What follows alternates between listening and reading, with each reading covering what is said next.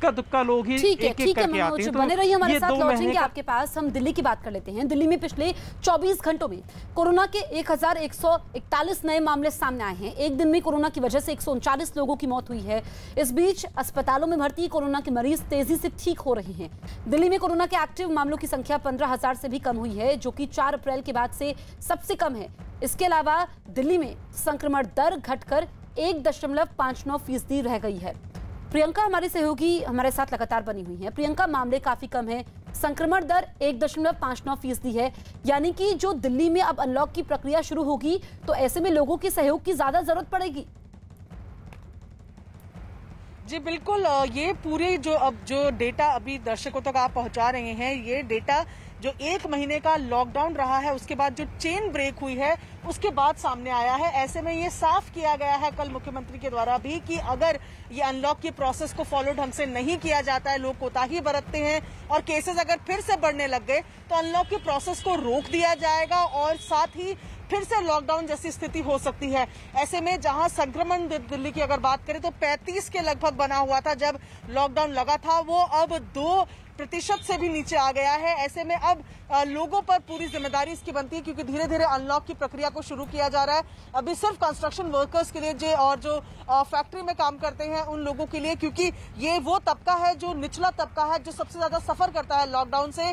जो hand to mouth, जिनको रोज कमाकर रोज खाना खाने वाले जो लोग होते हैं, उनके लिए सबसे पहले ये कोशिश की गई है कि उनके लिए जो रोजगार की व्यवस्था है वो सबसे पहले हो। इस वजह से अनलॉक में सबसे पहले उनको रखा गया है और ऐसे में साफ कहना है अरविंद केजरीवाल सरकार का, दिल्ली सरकार का, कि अगर केसेस फिर बढ़ने शुरू हुए इस अनलॉकडाउन के दौरान तो फिर से इस अनलॉक के प्रोसेस को रोका जा सकता है। दिल्ली में फिर से लॉकडाउन लग सकता है। ऐसे में एहतियात बरतने की जो जरूरत है वो जनता को सबसे ज्यादा अब है। ठीक है प्रियंका, तो दिल्ली में अब अनलॉक की तैयारी शुरू हो चुकी है, जो कि सोमवार से यह प्रक्रिया शुरू होगी। हिमाचल प्रदेश में 31 मई से कोरोना कर्फ्यू में ढील दी जाएगी। वहां पर 31 मई से दुकानें सुबह 9 बजे से दोपहर 2 बजे यानी 5 घंटे खुलेंगी। इसके अलावा सरकारी दफ्तरों में 30% स्टाफ के साथ ही काम शुरू हो पाएगा। सभी सरकारी दफ्तर शनिवार और रविवार को बंद रहेंगे। 5 जून तक सभी स्कूल कॉलेज बंद रहेंगे। शैक्षणिक संस्थान खोलने पर 5 जून को होने वाली कैबिनेट की बैठक में फैसला लिया जाएगा। हिमाचल प्रदेश में फिलहाल सरकारी बसें नहीं चलेंगी। जो स्कूल कॉलेजेस वगैरह उसके बारे में हमने कहा कि 5 को हमने कैबिनेट तक की है और 5 तारीख को हम उन सारे विषयों को लेकर के विचार करेंगे। उस पर हमने ये निर्णय लिया। इसके अतिरिक्त बाकी कोई बहुत बड़ी उसमें अभी चेंजेस हमने नहीं की हैं। ऑफिस में जो प्रेजेंस अभी तक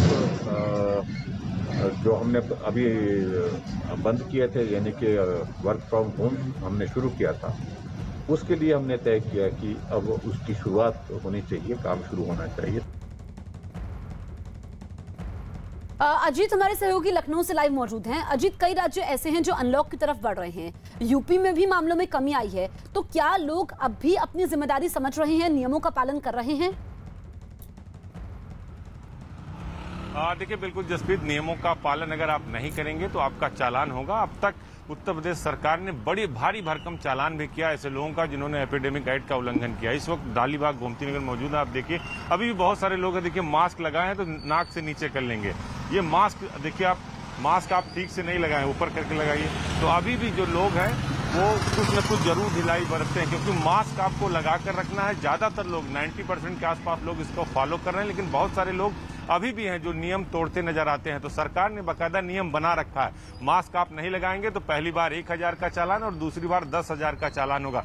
ये मार्केट है, आप देखिए प्रोविजन स्टोर है, ये अभी खुले हुए हैं चूंकि ये एसेंशियल सर्विसेज में आते हैं। जो दवा की दुकानें हैं वो खुली हुई हैं, यहाँ पर लोग आ जा भी रहे हैं। और हमारे बाएं तरफ अगर देखिए तो सिर्फ दवा की दुकान ही खुली है, बाकी पूरी की पूरी मार्केट जसप्रीत बंद है, क्योंकि सभी को पता है कि अभी छूट नहीं दी गई है, अभी छूट देने की तैयारी की जा रही है, क्योंकि सरकार ने साफ कर दिया है कि हमें जो है कोविड को हराना है, लॉकडाउन उसका सबसे बेहतर विकल्प है। उत्तर प्रदेश में केसेस भी कम आ रहे हैं। मुख्यमंत्री ने पिछले 2 सप्ताह में यूपी के सभी जिलों की ग्राउंड जीरो की रिपोर्ट भी ले ली, तो उन्होंने साफ कर दिया कि अगर आप कायदे में रहेंगे तभी फायदे में रहेंगे, क्योंकि अगर आपने नियम तोड़ा तो सरकार लॉकडाउन की जो समय सीमा है वो आगे बढ़ाती रहेगी। अगर आप नियम नहीं तोड़ेंगे तो जरूरी सेवाओं के साथ साथ और भी सर्विसेज में छूट देगी। तो उत्तर प्रदेश सरकार में आज बड़ी बैठक होगी, मंथन होगा जसप्रीत। उसके बाद ये तय किया जाएगा कि 1 जून से वो आगे क्या करेगी। हालांकि लॉकडाउन बढ़ाया जाएगा, लेकिन उसमें कुछ जिले ऐसे हैं जहां बिल्कुल कोविड केस नहीं है या सिंगल डिजीज में है, वहां छूट की सीमा जो है वो थोड़ी सी बढ़ाई जा सकती है। ठीक है अजीत, लौटेंगे आपके पास। इस बीच